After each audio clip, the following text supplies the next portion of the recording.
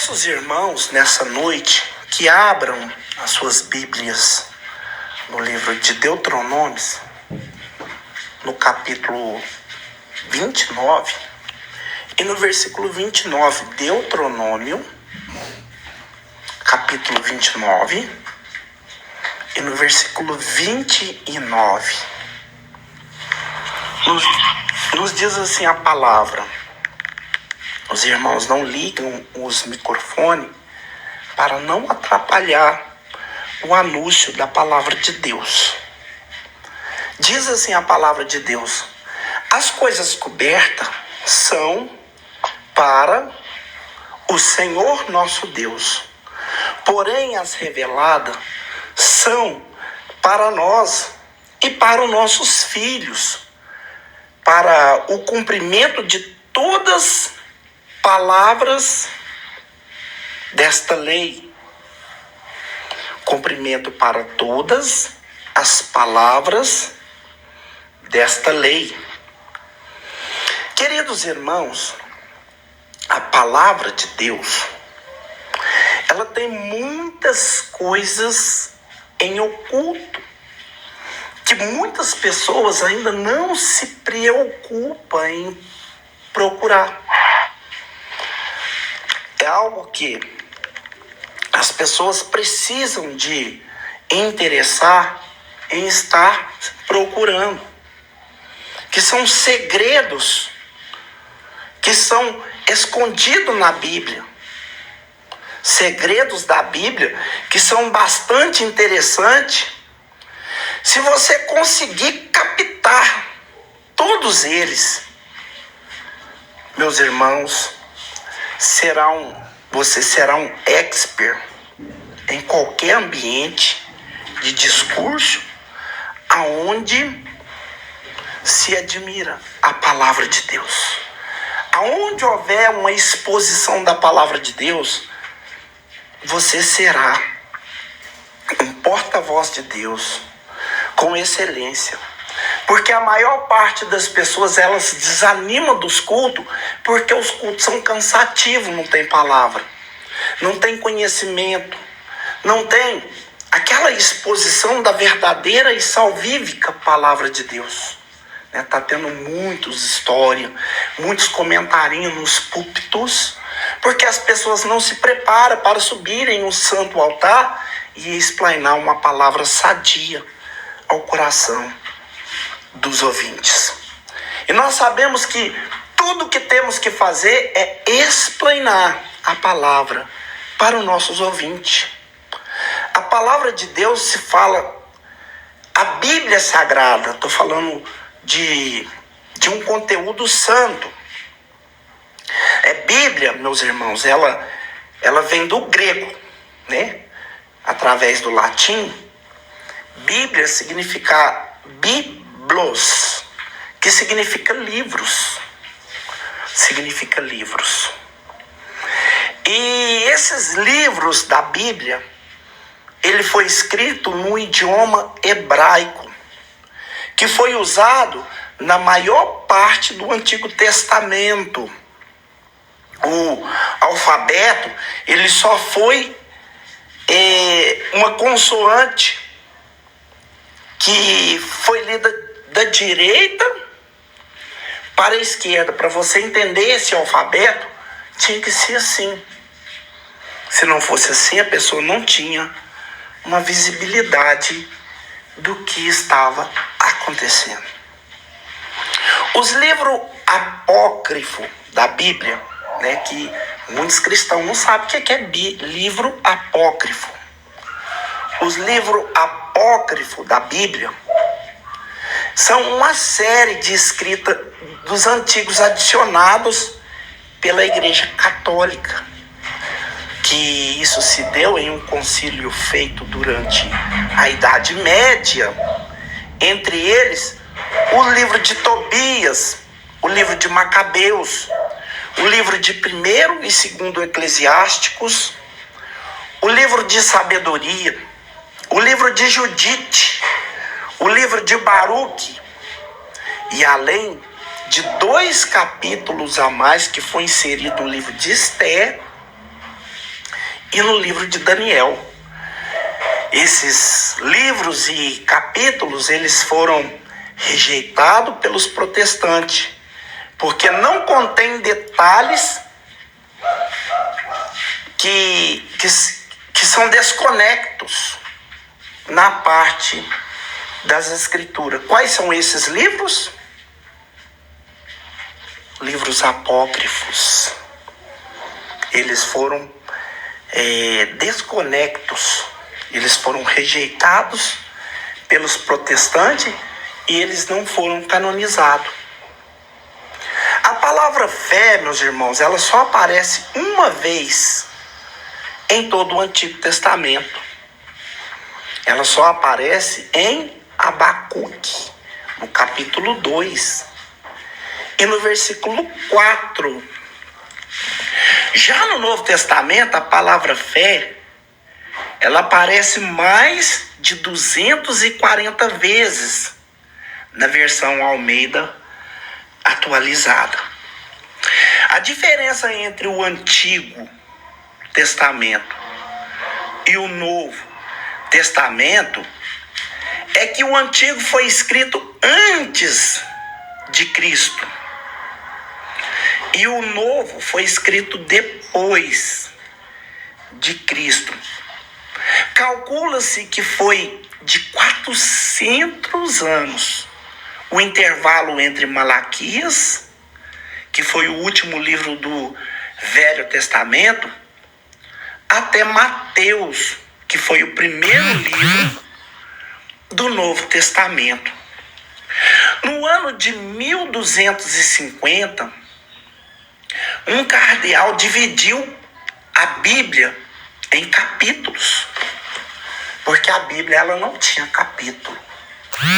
A Bíblia era um rolão que a pessoa, para entender um argumento, uma profecia, uma palavra dada na Bíblia, ela tinha que ler toda a Bíblia, porque ela não tinha versículo. Então, os cardeais dividiu a Bíblia em 1250. Dividiu ela em capítulo. E totalizando 1189 ao todo, que foram subdivididos em versículo. E no ano 150, ou seja, no ano 1550, um homem chamado Robert Esteves, ele deu um total de versículo para a Bíblia, né? Todos os versículos, porque foi ele mesmo que colocou esses versículos. Todos os versículos que ele colocou na Bíblia, chegou na contagem dele o número de 31.102 versículos. Olha que legal. A Bíblia inteira, ela demorou a cerca de 1.600 anos para ela ser escrita. É uma obra de 40 autores diferentes, desde pessoas humildes, né, que foram agricultores, pescadores, até renomados reis, tipo Moisés, né, que escreveu 6 livros, Paulo, que escreveu 14 epístolas. E tem 5 partes principais, que são os livros históricos, poéticos, proféticos, evangelhos e cartas.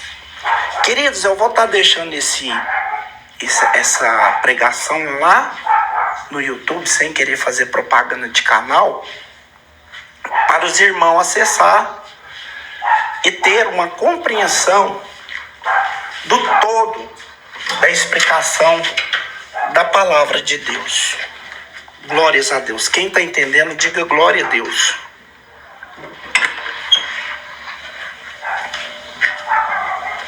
Quem está entendendo, diga glória a Deus. Glória a Deus. Glória a Deus. Tem poucas pessoas entendendo a palavra. Todo mundo tá me ouvindo direitinho? Tá dando pros irmãos me ouvir direitinho? Amém. Quem tá me ouvindo direitinho, diga glória a Deus. Glória a Deus. Amém. Eu tava meio desamotivado aqui, achando que a minha voz não tava sendo ouvida. Então tá bom, você tá tendo um longo alcance, minha voz tá bom. Então, vamos continuar. A maior parte do Antigo Testamento ele foi escrito em hebraico, né? Igual eu disse bem no comecinho desse ensinamento, ele foi escrito em hebraico, com a exceção de algumas passagens que estavam em Esdra, Jeremias e Daniel, que foram escritas em aramaico, né? Nesses livros que eu citei, essa palavra está escrita em aramaico.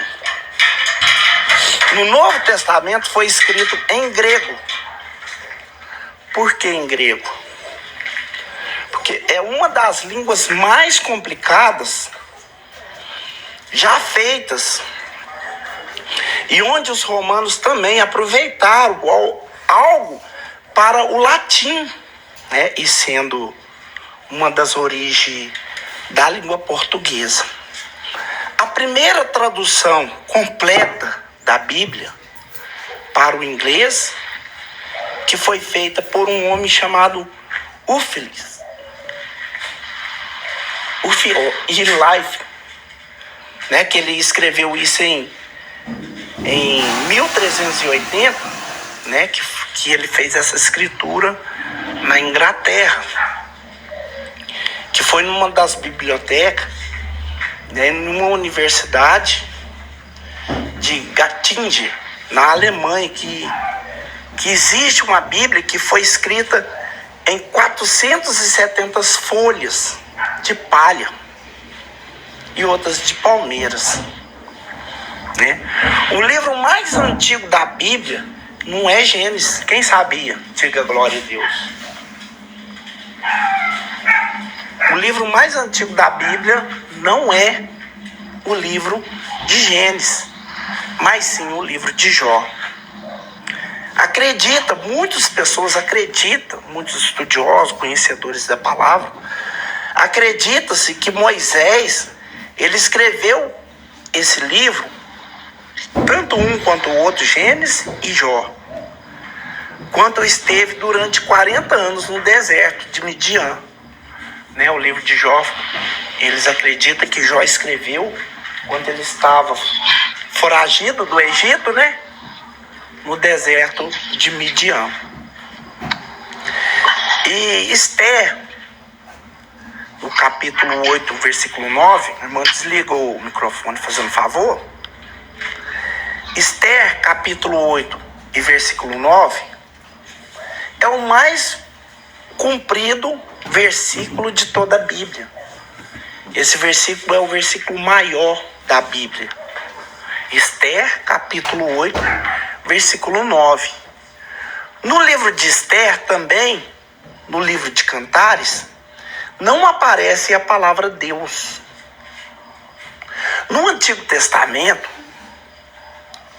esse Antigo Testamento ele termina com uma maldição. E o Novo Testamento ele termina com uma bênção. O último livro da Bíblia a ser escrito foi o Apocalipse, né? E foi o terceiro João, o penúltimo. O profeta que veio depois de Malaquias foi João Batista. Judas foi o único dos 12 apóstolos que não era galileu. E também o versículo 8, 15, 21 e 31 de Salmo e 107, esses versículos são iguais, eles têm a mesma fala. Matusalém foi o homem mais velho da Bíblia, que ele viveu 969 e morreu antes de seu pai Enoque, que sucedeu aos céus, né, que foi arrebatado. Ló era pai de Moabe e também de Ben-Amim, e também avô, porque as duas filhas de Ló, elas conceberam do próprio pai esses homens, né? Essa história está registrada em Gênesis capítulo 19, versículo 36 até o 38. Esses dois, eles deram a origem aos moabitas e os amonitas, dois povos inimigos do povo de Deus. 42 mil pessoas foram assassinadas no tempo de Jefté, por não saber pronunciar a palavra de Deus, né, que está escrito lá em Juízes capítulo 12 e no versículo 5 e 6. Irmãos, aqui eu estou dando uma palavra aqui de coisas que assim, não são tão expostas para a gente entender. A gente quase não vê esses relatos aí nas pregações, né? Porque é um relato de ensinamento. Adão, ele não teve sogra. Isso pode ter sido uma desvantagem. A primeira cirurgia realizada na face da terra foi por Deus. Foi quando Deus, ele abriu Adão e tirou a costela de Adão para fazer Eva, né, que está em Gênesis capítulo 2, versículo 21 e 22. Jesus, Elias e Moisés foram os únicos homens que jejuaram 40 dias e 40 noites. Né? Tá em 1 Reis capítulo 19, versículo 8, e Deuteronômio capítulo 9, versículo 9. Isso são coisas que a Bíblia está nos revelando, né? Todo mundo viu que o nosso versículo introdutório foi que as coisas reveladas são para nós e para os nossos filhos, mas as coisas ocultas que não foi revelada são mistério que somente Deus pode desvendar. A arca de Noé, ela tinha 3 andares. Nenhum leme tinha na arca, nenhuma vela, né, que está escrito em Gênesis capítulo 6, e versículo 16. O Salmo 119 é o mais longo da Bíblia. É um acróstico que são 176 versículo dividido em 22 seções de 8 versos, né? Cada uma correspondência a cada uma das letras do alfabeto hebraico. Em Gate, meus irmãos, houve um gigante da estrutura que tentou matar Davi. Ele tinha 6 dedos na mão, e cada mão e cada pé dele tinha 6 dedos, que registra em 2 Samuel, no versículo 21, no capítulo 21 e no versículo 20. Irmão, cada uma dessas referências tem o poder muito sobrenatural de Deus. Porque aqui eu digo que esse homem tentou matar Davi, esse Espibnob, né, que eles chamavam. O Davi encostou na rocha, né? Enquanto ele encostou na rocha, ele recebeu do céu a provisão, né? Que apareceu alguém que entrou em ação e livrou Davi da morte e matou Espibnob, né, que foi um dos homens de Davi. Elias, ele caminhou 40 dias, né, Após comer uma refeição preparada por um anjo. Agora imagina, um anjo preparando uma refeição para um ser humano. Por isso que ele caminhou 40 dias sustentado, né? Que refeição, né? Todas as pessoas que estão aqui no culto, eu acredito que queria participar de um banquete desse. Noé, ele tinha 600 anos quando ele terminou a arca. O sábio Salomão, ele deixou mais de 1000 mulheres e compôs 105 cânticos e 3.000 provérbios. Até preguei isso esses dias para trás.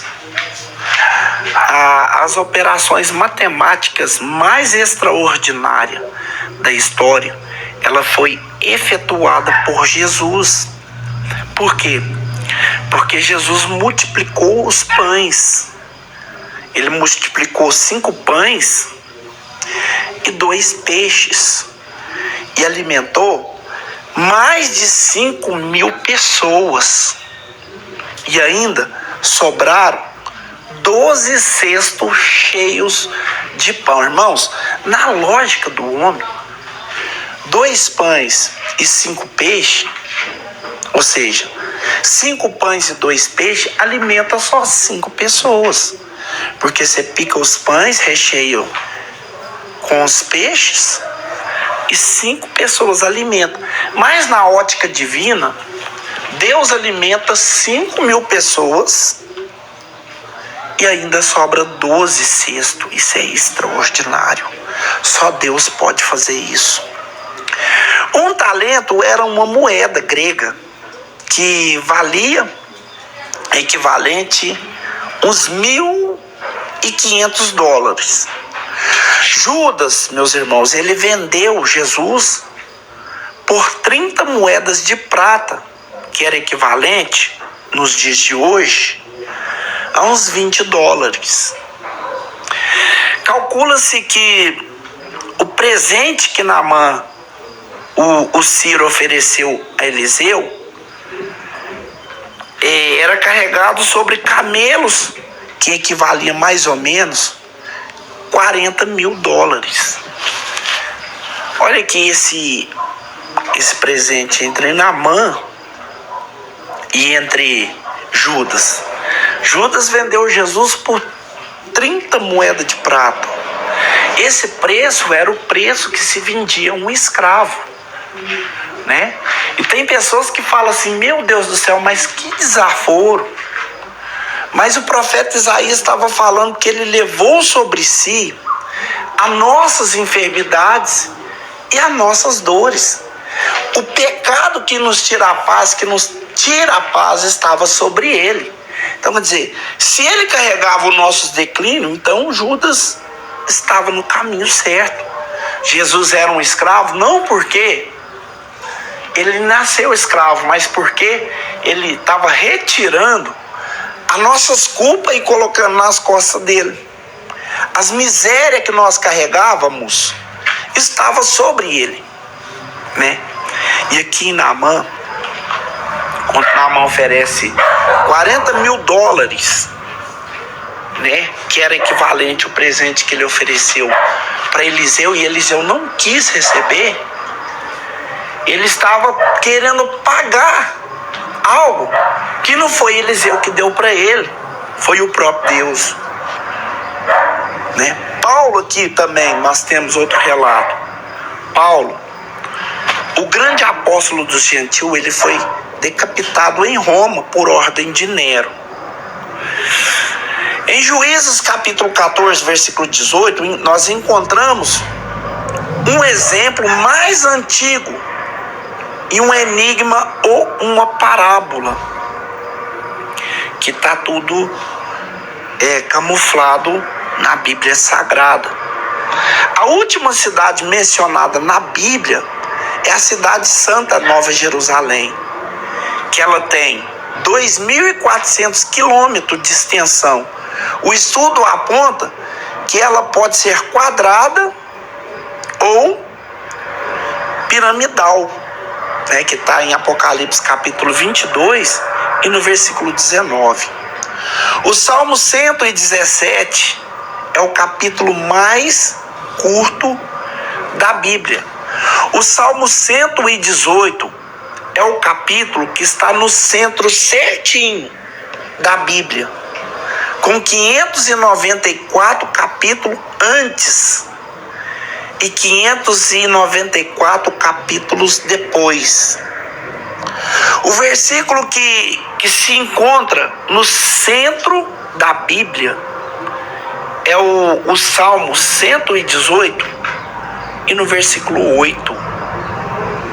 Dá no meio certinho da Bíblia. Se você tiver a paciência e quiser conferir, depois você vai ter essa certeza. Isso é, se a sua Bíblia não tiver nenhum estudo, você conta só a Bíblia, de Gênesis até o último capítulo do Apocalipse, a última página. Obadias e Filemon, 2 João e 3 João, Judas, são os livros da Bíblia que tem apenas um capítulo. 2 João é o menor livro da Bíblia, com apenas 13 versículos. O menor versículo da Bíblia disse Jó. Tem pessoas que acham que é em João, capítulo 11, e no versículo 35, que fala que Jesus chorou. Mas não é, disse Jó. Disse Jó. É o menor versículo que está em Jó, capítulo 3, versículo 2. Ele possui somente 7 letras. A Bíblia, meus irmãos, ela contém aproximadamente 773.693 palavras. E ela também tem 3.566 e 880 letras em toda a Bíblia. O que eu me acho mais interessante de tudo isso é que em cada parte da Bíblia que a gente lê, a gente encontra uma mensagem de salvação, de edificação, de admiração, quando nós lemos guiado pelo Espírito Santo de Deus. O Senhor, Ele abrilhanta em nossos corações, tudo isso que eu falei aqui, o Senhor nos demonstra muita ação divina do Espírito Santo de Deus em nossos corações, Porque, por exemplo, se você for ler a Bíblia e fazer uma análise espiritual através da visão espiritual, você vai encontrar na Bíblia algo que ninguém nunca encontrou, ninguém nunca soube explicar. Por exemplo, a árvore da vida e a árvore da ciência, ela estava plantada uma do lado da outra. Todas as duas árvores, aparentemente, o que nós vemos aqui no citar, ela era de comer, todas as duas eram de comer. Só que uma era permitida para comer, para as pessoas alimentar, que estava ali no jardim do Éden, que era Adão e Eva. A outra, que era a árvore da ciência do conhecimento, não era. Então, na árvore da ciência do bem e do mal, nós encontramos 2 caminhos. E ele está na Bíblia? Está. O primeiro caminho é o caminho da morte, que encontra em Provérbios, capítulo 14, e no versículo 12. Ou 12, 14, que eu não estou lendo aqui. Que está escrito assim: há caminhos que aos olhos dos homens parece ser um caminho certo e reto de seguir, mas o fim desse caminho é caminho de morte. Jesus, ele chegou a dizer em João 14:6, que todo mundo sabe: eu sou o caminho, a verdade e a vida. Ninguém vai ao Pai senão por mim.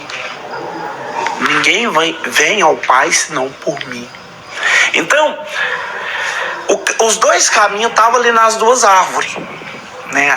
O caminho da vida e o caminho da morte, nas duas árvores. Hoje, meus irmãos, nós vemos nessas árvores, nessas duas árvores, ela repercutindo nos nossos dias, né? Porque tem tantas coisas que são oferecidas para nós aqui, ó, no mundo, né? A gente está servindo a Deus com o coração. Nosso coração, ele não é obrigado a amar a Deus. Ele não é obrigado. Você vê que Deus não obrigou a Adão e Eva a não comer. Ele só falou que não podia. Falou, ó, você não pode, por quê? Porque o dia que vocês comer dessa árvore, certamente vocês vão morrer. Vocês vão morrer, né? Então, nós estamos aqui no mundo, nós temos dois caminhos para nós a trilhar.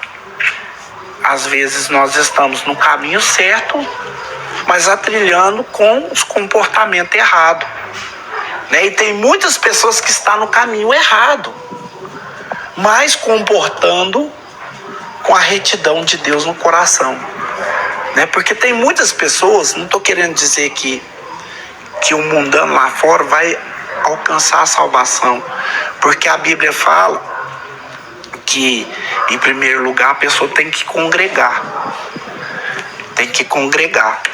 Tá na Bíblia, tá? Aonde? Hebreus capítulo 10, e no versículo 25. A pessoa tem que congregar. Não pode deixar de congregar como os antigos faziam. Tem que congregar. Em segundo lugar, a pessoa tem que se batizar. Ela tem que se batizar. Ela tem que aceitar Jesus como seu Salvador. Ela tem que aceitar Jesus, porque Jesus é o caminho, a verdade e a vida. E ela tem que batizar, né? Que Jesus falou para Nicodemo: todo aquele que quiser conhecer o reino do meu Pai tem que nascer da água e do Espírito. Ela tem que batizar. E em terceiro, ela tem que participar da Santa Ceia. Jesus falou: aquele que participa do meu corpo e bebe do meu sangue, esse tem parte comigo e eu com ele. E nele ele há de ressuscitar no último dia, né? Que significa que o Senhor vai nos ressuscitar para transformar o nosso corpo em um corpo de glória como era antes do pecado. E ali naquela árvore nós vemos mais o que, meus irmãos?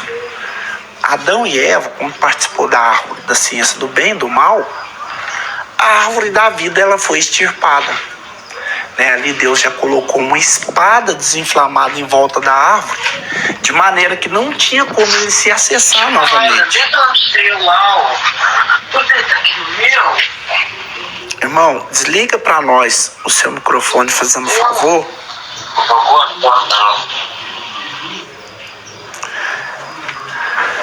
Então, na hora que Adão pecou, a árvore da vida ela foi retirada do acesso de Adão e também de Eva. Ela foi retirada. E quando ela foi retirada, o que Adão fez? Adão sentiu culpado. E na hora que ele sente culpado, que Deus fala assim: Adão, aonde estás? O que ele fez? Ele correu e se escondeu atrás de uma figueira. Por quê? Porque o pecado, meus irmãos, ele coloca em nós o temor. Mas não é um temor, sim, de obediência, mas é um temor de condenação, um temor de ira, um temor de julgamento. Toda pessoa que não tem a presença bendita do Senhor Jesus na sua escolha, quando ela está na beira da morte ali, ela sente medo de morrer e ir para um lugar onde ela vai ser condenada. né? Então Adão correu e escondeu, por quê? Porque o espírito da vida saiu dele, o espírito de Deus saiu dele, o espírito da obediência saiu dele. E quando o espírito de obediência sai de nós, nós temos medo da morte, nós temos medo de avançar e se frustrar, nós temos medo de tudo, porque o espírito que nos encoraja é o espírito de Deus. E Adão se escondeu. E na hora que ele se esconde, onde que ele escondeu? Atrás da árvore. Que árvore era essa? Dá para entender que é uma árvore, um pé de figueira. Que ele extraiu ali as folhas dessa figueira e fez uma roupa. Até antes de Deus chamar ele, eles não estavam com vergonha. Eles descobriram que estava pelado, fizeram a roupa, mas não estava com vergonha. Isso fazia que eles caminhavam tranquilamente pelo jardim. Mas na hora que Deus bradou, Adão, cadê você? Ele correu, escondeu. Porque ele viu que estava pelado. Porque quando Deus fala conosco, nós começamos a descobrir os nossos declínios, as nossas falhas, e nós começamos até mesmo a ter medo da morte. Por causa da santidade de Deus e por causa da nossa desobediência. Você não vê Isaías?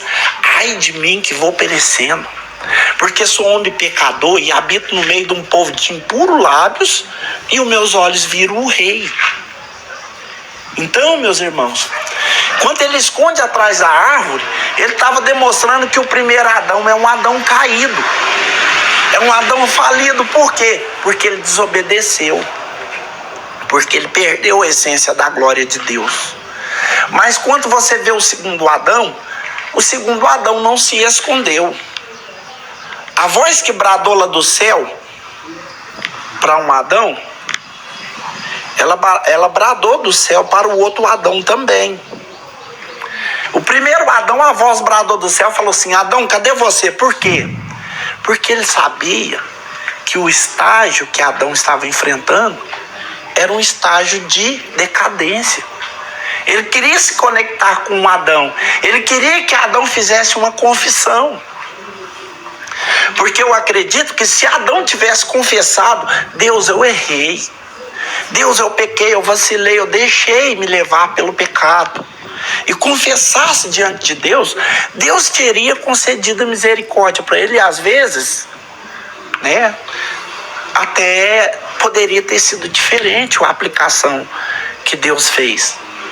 Porque está escrito no livro de Provérbios, capítulo 28, no versículo 13, que aquele que encobre as suas iniquidades, ele nunca prosperará, mas o que confessa e deixa, alcança misericórdia. Agora, na cruz do Calvário, nós vemos que foi diferente. A madeira era a mesma, só que Jesus não estava atrás da madeira, escondida atrás da árvore. Jesus estava na frente da madeira, na frente da árvore.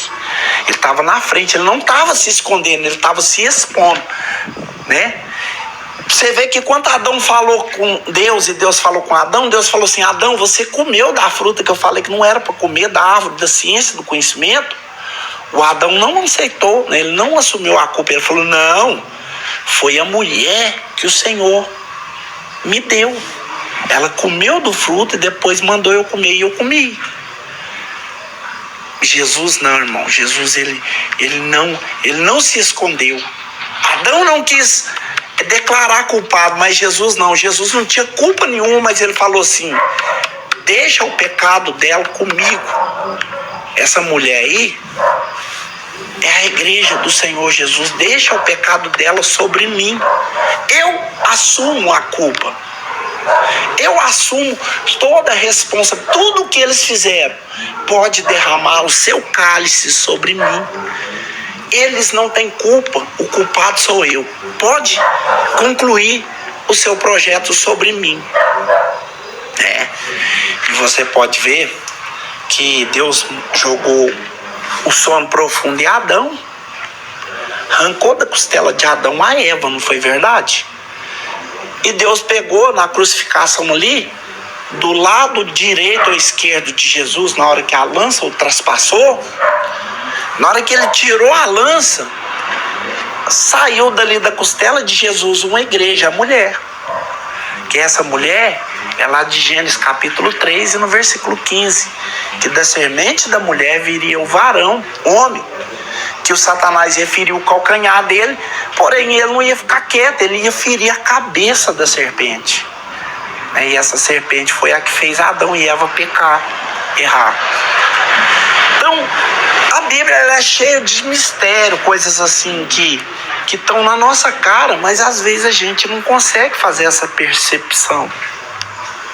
A gente tem muito comentário para falar da Bíblia, mas muitas das vezes nós não falamos, porque o tempo que nós temos para ler a palavra de Deus e fazer a vontade de Deus, nós estamos ocupando a nossa mente com outros afazeres. Quando é um afazer que você tem que fazer, que é a sua obrigação, que você tem que fazer, aí você tem que fazer, está sobre a sua responsabilidade, você deve fazer. Mas quando é algo que você não tem que fazer e você está fazendo, então ali você está desperdiçando o tempo de fazer algo que seria favorável para o seu futuro e para o seu conhecimento e crescimento. Que é conhecer as Escrituras, que é conhecer o projeto de Deus. Eu vou finalizar aqui porque já está dando 10 horas, mas eu quero expor mais um mistério aqui, ou um, ou dois, ou talvez três, que muitas pessoas não percebem. Quando o João Batista fala assim, eu vos batizo com água para arrependimento dos vossos pecados, mas vem um após mim cujo eu não sou digno de desatar as correias das suas alparcas. Ele vos batizará com Espírito Santo e com fogo. Então, quer dizer, nessa fala de João Batista está incluída a árvore da ciência e do conhecimento. É a mesma profecia que saiu da boca de Deus. Ali está a árvore da ciência, do conhecimento. Porque batizar com água para arrependimento dos pecados, todos terão que batizar para lavar suas impurezas. Depois ele fala assim, aquele que vem após mim, cujo eu não sou digno de desatar a correia de suas alparcas, ele vos batizará com o Espírito Santo e com fogo. Irmãos, o Espírito Santo de Deus, quando ele entra na nossa vida, ele nos absolve dos nossos erros. Através do sangue de Jesus nós somos purificados e o Espírito de Deus é o selo da confirmação que Deus impetrou em nós a salvação. Não precisa de mais nada para confirmar a salvação, apenas a bendita presença do Espírito Santo. Mas João Batista diz com fogo. O fogo já não é para o crente, irmão. Esse fogo aqui já é para o ímpio. Por quê? Porque quem for batizado com o Espírito Santo será transformado em corpo espiritual. Será transformado em corpo angelical, o corpo que tinha Adão. O espírito que Adão perdeu após o pecado, ao pecar, ele retomou para nós, porque Jesus pagou o preço que Adão colocou toda a humanidade em risco. Jesus pagou. E Jesus derramou sobre nós esse espírito de confirmação para confirmar que aqueles que são seus terão uma marca. Está na Bíblia pregado isso aí?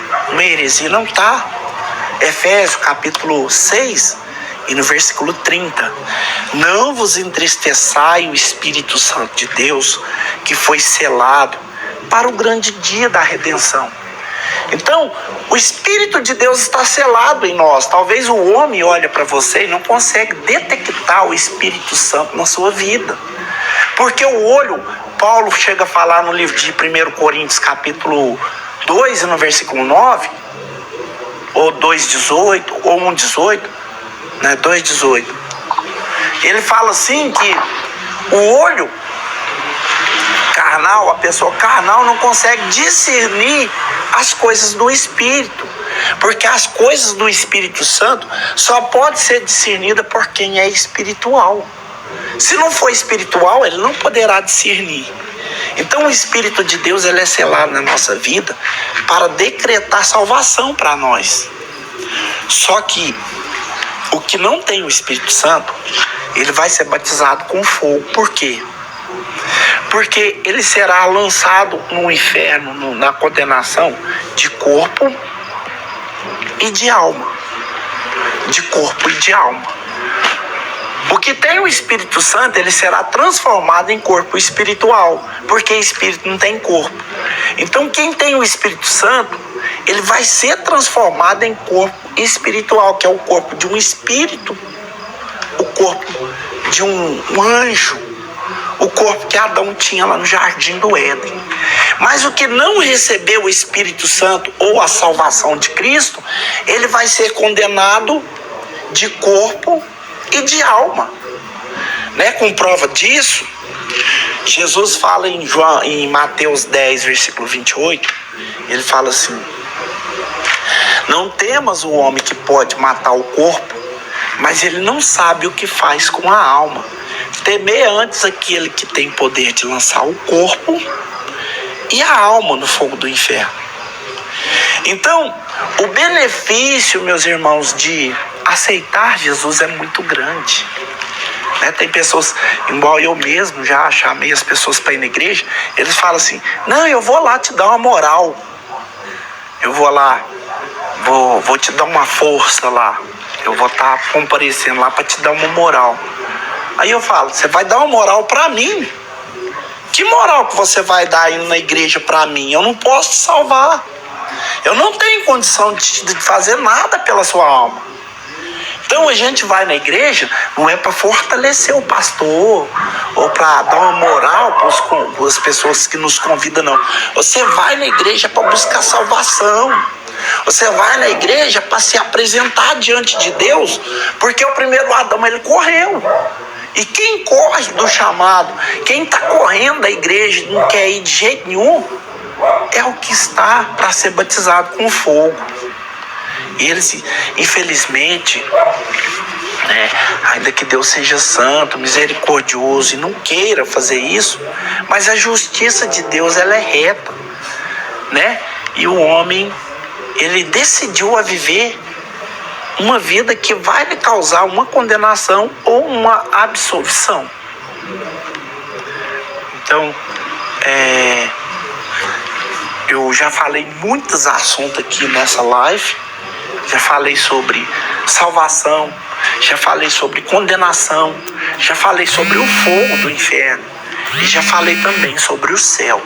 Já falei sobre o Espírito Santo, já falei sobre os anjos, já falei sobre Deus, sobre Jesus. Então, meus irmãos, o meu intuito é ser porta-voz de Deus para a sua alma. O meu intuito é ensinar você a conhecer a palavra de Deus e aproximar dela.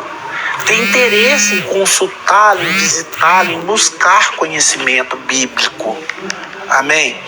Então, é satisfatório. Eu sinto muito, muito feliz em estar aqui explanando essa palavra, porque no mesmo tempo que ela vai até onde você está, ela volta para mim e faz em mim uma edificação que às vezes eu nem estava percebendo. Mas Deus começa a me mostrar, começa a me despertar e eu fico compromissado com aquilo que eu falo. Amém? Porque tudo que nós falamos é o que vai acontecer no nosso concluso. No nosso concluso. Que conversa é essa, irmão? Concluso, que isso? O livro de Mateus, capítulo 12, e no versículo 36 e 37, está escrito assim que a palavra que foi dita pela nossa boca, ela vai nos absolver ou ela vai nos condenar. Fala que nós vamos ser julgados pela própria palavra que saiu da nossa boca. Então, que a partir dessa data, que toda palavra que sai da minha e da sua boca possa ter uma grande sabedoria e edificação para salvar as pessoas do fogo que vai batizar a terra.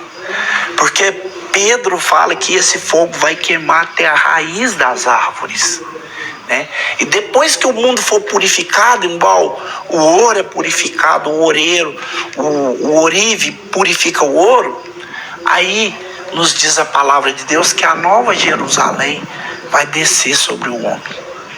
Eu posso acreditar que Deus vai fazer um novo céu e uma nova terra. Vou encerrar aqui, mas eu quero abrir aí comentários de perguntas e respostas. Se tem alguém que quer perguntar alguma coisa, ou se tem alguém que quer falar alguma coisa, eu estou aqui na inteira disposição e satisfação de ouvir também as pessoas que têm algo para falar. Amém? Tem alguém que quer perguntar, ou que quer falar?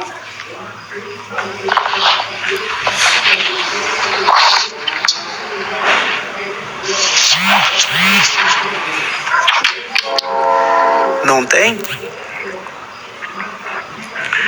Então deixa eu perguntar um outro assunto muito importante, que todo pregador tem que se preocupar em estar fazendo essa pergunta. Tem alguém no nosso meio que você ainda não aceitou Jesus, ou você um dia aceitou, mas não prosseguiu na jornada, e você quer renovar a sua aliança com Deus? Tem alguém que eu possa estar fazendo o seu apelo para que Deus te reative no reino de Deus? Tem alguém? Se tiver, você diga eu, e eu estarei fazendo o seu apelo. Não tem? Então, vamos já fazer a oração final. Eu espero que as palavras ditas neste culto, nessa pregação, porque eu não considero uma pregação, eu considero um ensino, né? A pregação mesmo, assim, que eu me sinto livre para falar fortemente, é na igreja.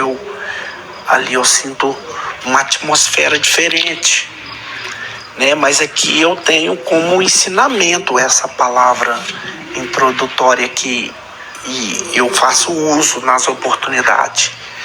Então, eu quero estar orando, pedindo ao Senhor que possa cobrir a sua vida, a vida da sua família e tudo que te pertence, que seja consagrado a Deus, e que o Espírito de Deus possa ser o seu atual diretor, que conduz toda a sua jornada, que te dá direção e também que te dá palavras para falar, e que também te dá satisfação para ouvir as coisas concernentes às coisas de Deus. Querido Deus e eterno Pai, muito obrigado por este culto, por esse ensinamento, por esta palavra. Deus, eu nem sou um professor formado em faculdade, mas o Senhor me deu a especiaria de falar da tua palavra. O Senhor me inspirou para ensinar e para mostrar a tua palavra ao teu povo. E nisso, Pai, eu sou muito grato. Em nome de Jesus Cristo, eu te peço, Senhor, que levante pessoas comprometidas com o teu reino, para que possa demonstrar a tua palavra para todos que necessitam ouvir.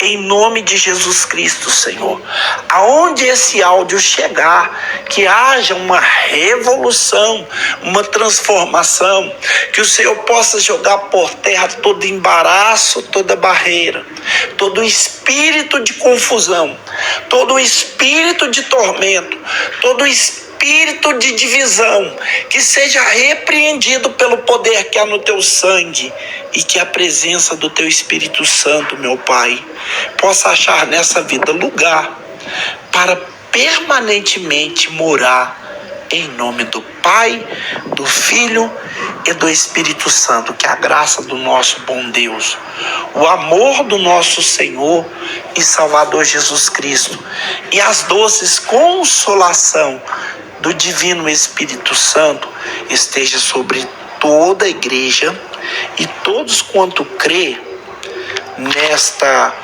promessa, diga amém. Amém. A paz do Senhor para todos, meus irmãos. A paz do Senhor. Paz do Senhor Jesus. Paz do Senhor Jesus a todos. Paz de Jesus a todos. Que Deus abençoe a vida de cada um. Amém.